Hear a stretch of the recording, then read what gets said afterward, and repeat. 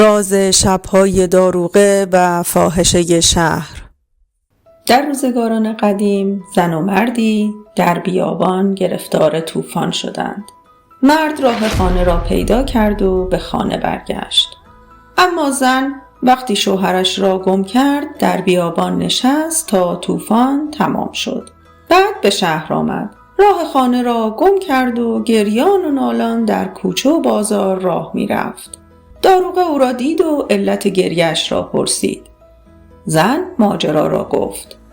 داروغه گفت امشب بیا به خانه من تا فردا تو را به شوهرت برسانم.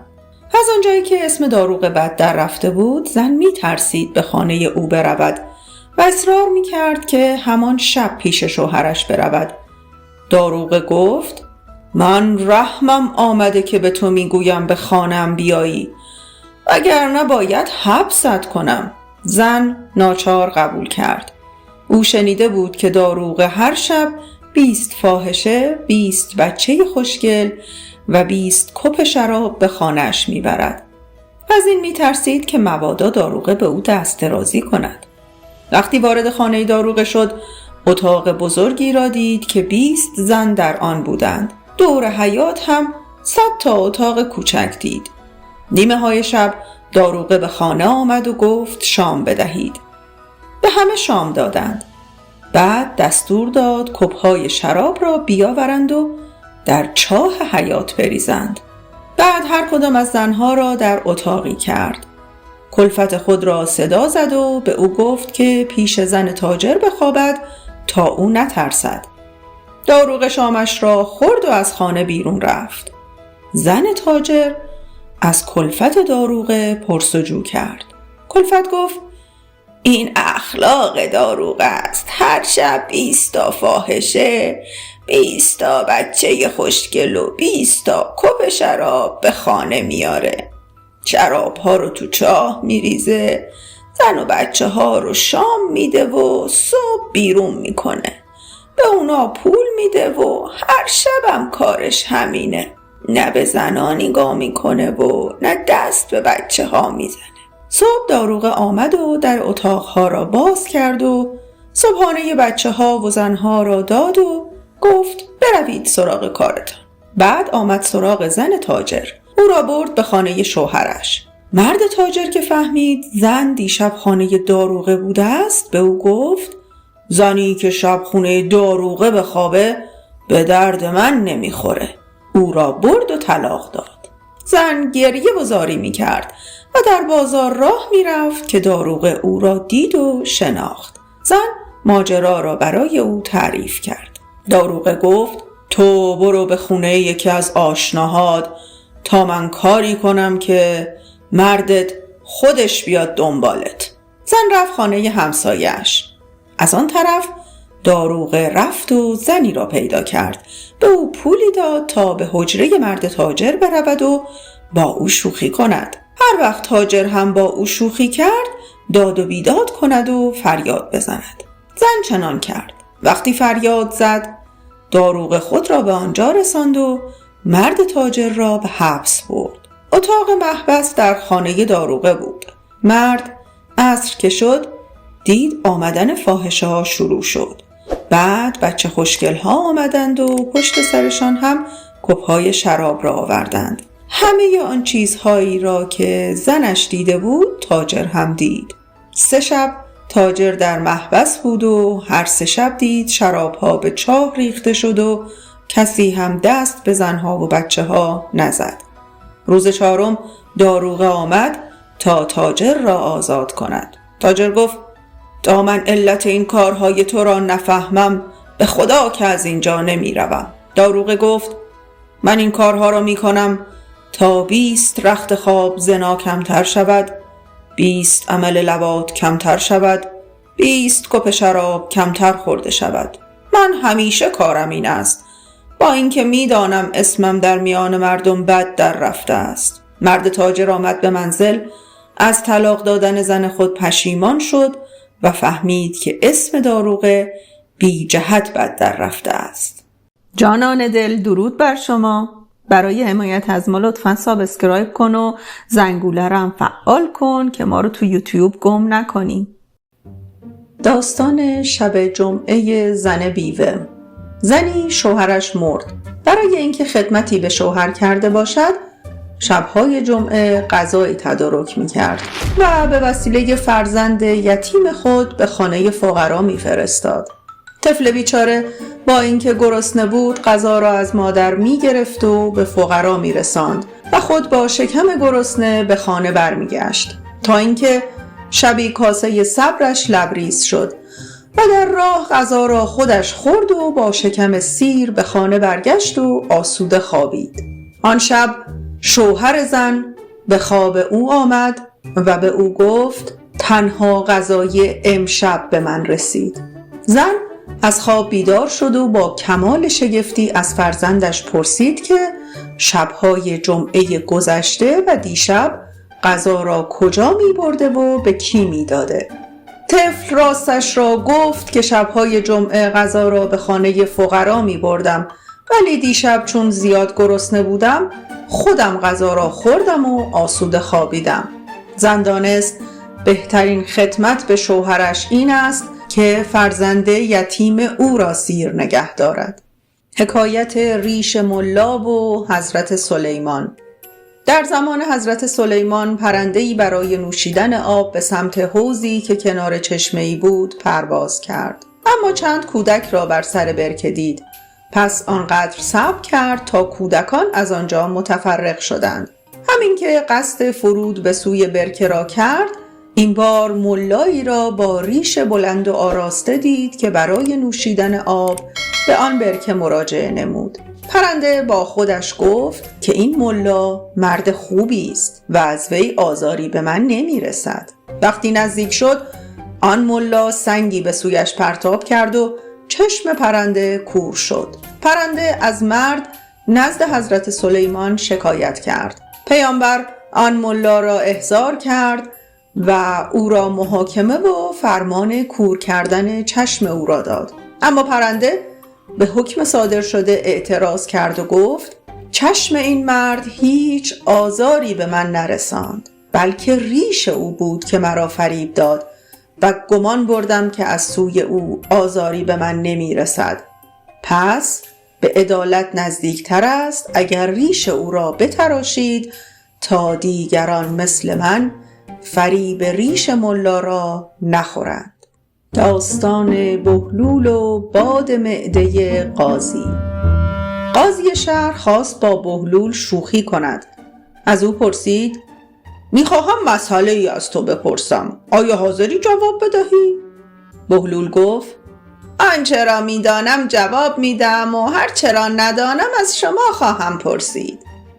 قاضی پرسید اگر سگی از بامی به بام دیگر جست و بادی از او رها شد، آن باد متعلق به کدام یک از صاحبان بام هاست؟ بهلول گفت به هر بامی که نزدیک تر است تعلق می گیرد. قاضی گفت اگر فاصله هر دو بام برابر باشد چطور؟ بهلول گفت نصف باد به صاحب اولی و نصف دیگر به صاحب دومین بام می رسد. قاضی گفت چنانچه صاحبان خانه غایب باشند تکلیف چیست؟ بهلول گفت در این صورت جزو بیت المال است و به ریش قاضی تعلق می گیرد. اگه تو هم مثل من دنبال آرامش تو این شلوغی ها هستی، سابسکرایب یادت نره. با یه لایک کوچیکم دل ما رو شاد کن و برام بنویس دنبال چه قصه هایی هستی. نادرشاه و قورباغه ها. در جریان یکی از جنگ های نادرشاه با عثمانی ها در مرزهای شمال غربی ایران جنگ به درازا کشید و هیچ کدام از دو طرف نمیخواست خود را شکست خورده بداند. بنابراین دو طرف تصمیم گرفتند در کنار نیزار وسیعی اردو بزنند و یک عهدنامه صلح امضا کنند. فرستادگان عثمانی در این فکر بودند که از ایران امتیازات بیشتری بگیرند و عهدنامه را به نفع خودشان بنویسند، ولی نادرشاه هم بیکار ننشسته بود و مراقب بود که امتیاز بیهوده‌ای به عثمانی ها ندهد. هنگامی که مذاکرات صلح در کنار نیزار شروع شد، هوا خنک شده بود و صدها قورباغه شروع کرده بودند به سر و صدا کردن و قورقور. در همین زمان هم بحث و جدل بین دو طرف بالا گرفته بود و نادرشاه با داد و فریاد از فرستادگان عثمانی می‌خواست که به خواست و اراده او تن بدهند و شرایط ایران را بپذیرند. اما سر و صدای قورباغه ها روی اعصاب همه بود و صدا به صدا نمی رسید. ناگهان نادرشاه با خشم از جا برخاست و با تحکم به وزیر خود فرمان داد: بلند شو به این قورباغه ها بگو شاه ایران صحبت می کند. اگر ساکت نشوید نسلتان را از روی زمین برمی اندازد. فرستادگان عثمانی پنهانی نیشخندی زدند و با خود گفتند: عجب شاه احمق و مغروری. بنده خدا، قورباغه ها که دیگر به فرمان تو نیستند. ولی از طرف دیگر با شنیدن فرمان نادرشاه، وزیر فوراً از جای خود برخاست و مجلس مذاکره را ترک کرد و دیگران همگی ساکت و بی حرکت در انتظار بازگشت وی سر جایشان میخکوب شدند. هنوز مدتی نگذشته بود که در کمال تعجب اهل مجلس متوجه شدند که سر و صدای قورباغه ها کمتر و کمتر شد تا اینکه سکوت عجیبی بر مرداب و نیزارهای اطراف آن حکم فرما شد و وزیر با دست پر به مجلس مذاکره برگشت. فرستادگان عثمانی که حسابی جا خورده بودند با بهت و حیرت دیگر نتوانستند در برابر شاه ایران حرفی به زبان بیاورند و چانه زنی بر سر تعیین شرایط عهدنامه را کنار گذاشتند و پس از امضای آن در میان سکوت قورباغه ها مجلس را ترک کردند. وقتی عثمانی ها رفتند، نادرشاه که از موفقیت در نوشتن عهدنامه به نفع خود شادمان بود، خنده کنان از وزیرش پرسید: بگو بدانم این قورباغه‌های زبان نفهم را چگونه ساکت کردی؟ وزیر کاردان گفت: قبله عالم، فوراً دستور دادم 2 گوسفند را سر بریدند و روده های آنها را بیرون کشیدند و تکه تکه کردند. بعد سر و ته تکه ها را بستند و آنها را باد کردند و به داخل نیزارها و مرداب انداختند. بله قربان، تکه های روده شبیه مار در آب مرداب بالا و پایین می رفت و قورباغه ها که خوراک مارها هستند با دیدن آنها از ترس به زیر آب رفتند و ساکت شدند. نادرشاه و خواستگاری از دختر پادشاه هند. نادرشاه پس از تصرف دهلی پایتخت کشور هند نماینده نزد محمدشاه گورکانی پادشاه هند فرستاد و دختر او را برای دومین پسرش به نام نصرالله میرزا که همراه وی بود خواستگاری کرد. محمدشاه پس از احترام بسیار عذرخواهی نمود و به نماینده نادرشاه پاسخ داد: در اینجا یک رسم قدیمی داریم که برای ازدواج با یک شاهزاده خانم از نسل تیمور داماد هم باید تا 7 نسل نسبت سلطنتی داشته باشد. ولی این چیزی نبود که نادرشاه و پسرش داشته باشند و شاه ایران هرگز به اصل و نسب خود نمی بالید.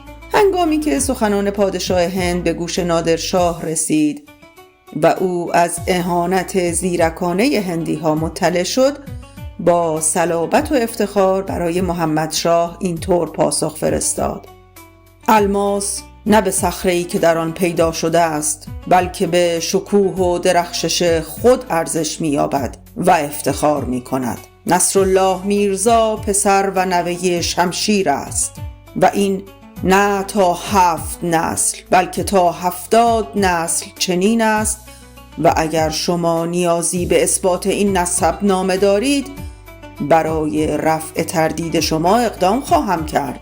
محمدشاه که طعم تیزی شمشیر نادر را در نبرد دهلی چشیده بود دانست که جای بهانه تراشی و چون و چرا نیست و بلافاصله با تقاضای ازدواج دخترش با نصرالله میرزا موافقت کرد. نادرشاه و کپک لنگ.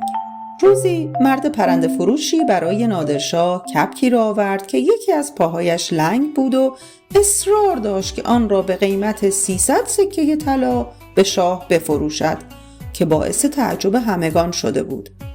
نادرشاه با ناخرسندی از آن مرد پرسید: این که اصرار داری چنین پرنده لنگی را به من بفروشی بماند، ولی بگو بدانم که علت چنین قیمت بالایی برای این کپک علیل و ناتوان چیست؟ پرنده فروش با حاضر جوابی پاسخ داد: قبله عالم، درست است که این کپک لنگ است و نمیتواند به خوبی راه برود، ولی هنری دارد که آن را از سایر کپک ها متفاوت می کند و من به واسطه این هنر است که آن را شایسته شما می دانم و چنین قیمتی را برای آن درخواست می کنم. نادرشاه با کنجکاوی پرسید: مگر این کپک چه هنری دارد که آن را اینقدر ارزشمند کرده است؟ اگر هنر آن را برای ما بگویی شاید حاضر به پرداخت چنین قیمت گزافی باشی، اگر نه این کپک به بیش از 1 سکه طلا نمی ارزد. پرنده فروش با افتخار جواب داد: بله قربان، عرض می کنم هنر این کپک در صدای خوش و دلنشینی است که دارد. در واقع من هنگامی که برای صید کپک به صحرا می روم این کپک خوش صدا را در نزدیکی دام رها می کنم تا با صدای دلربایی که دارد سایر کپک ها را به سوی خود بکشد. قربان، من تا به امروز با کمک این پرنده کپک های بسیاری را شکار کردم. نادرشاه با شنیدن وصف هنر آن کپک آشفته حال شد و فرمان داد تا آن را به همان قیمتی که پرنده فروش درخواست کرده بخرند. ولی هنگامی که کپک را به دست وی دادند، ناگهان تیغی بر گردن پرنده نگونبخت گذاشت و سر از تنش جدا کرد. پرنده فروش که شاهد این ماجرا بود با شگفتی و تأسف پرسید: قبله عالم، چرا چنین کاری کردید؟ نادرشاه با خشم و بیدرنگ پاسخ داد: تو که پول خود را گرفتی، ولی من این کار را کردم تا درس عبرتی برای دیگران باشد و بدانند هر کس دوستان خود را بفریبد و به دست دشمن بسپارد، مانند این کپک باید سر از تنش جدا کرد، چرا که هنر و توانایی را باید در راه خدمت به دوستان و مردم استفاده کرد، نه برای فریب دادن و اسیر کردن آنها. ممنون که تا اینجا با ما بودید. لطفاً برای حمایت از کانال قصه کوتاه لایک و سابسکرایب کنید. داستان زیبا و بسیار تأثیرگذار دعایی که بهلول خواند و او را از طناب دار نجات داد. روزی بهلول شوریده و سرگردان در کوچه های بغداد می گشت. کودکان او را دیدند و هر کدام برای شوخی سنگی برداشتند و به سمت بهلول انداختند. سنگ ها به سر و دست و پای بهلول خورد و درد در تمام بدن آن مرد بینوا پیچید.